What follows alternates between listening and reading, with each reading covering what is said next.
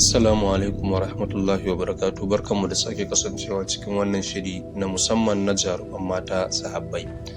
Sahabiyar mu ta yau ita ce Rufaida al-Aslamiyya, ma'aikaciyar jinya ta farko a musulunci kuma mai kula da masu rauni a filin yaƙi. Ta kasance ƙwararriya ce wurin harkar magani daga kabilan Aslam. Ita ta fara kawo tunanin sashin masu jinya da suke yawo suna bin runduna a lokacin jihadi da kuma haɗa asibitoci ana kula da masu rauni cikin ƙwarewa. Rufaida ta kasance daga kabilan Aslam wanda suke kusa da Madina. Ta karbi addinin musulunci tun farko kuma ta shahara da ilimin likitanci har ma da magungunan gargajiya, wanda ta yi amfani da wannan ilimin wajen amfanar da al'umma. Annabi ya lura da wannan yasa ake kafa mata rumfa kusa da filin yaƙi inda ake kula da waɗanda suka ji rauni a filin yaƙi.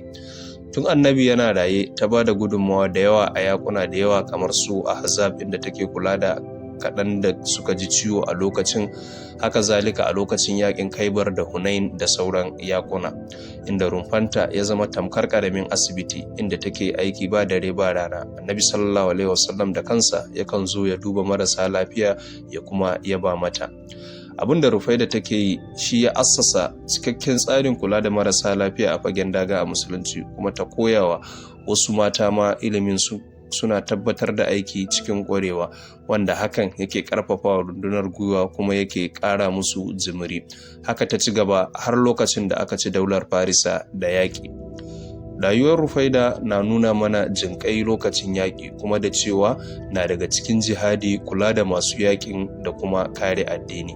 Ta nuna mana a aikace magana Annabi sallallahu alaihi wasallam da yake cewa mafi alherin ku sune wanda suka fi amfanar da mutane.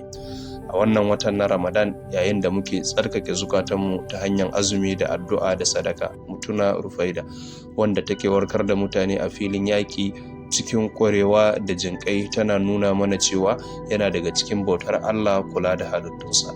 Allah ya mata rahama ya kuma ba mu jajircewa irin nata.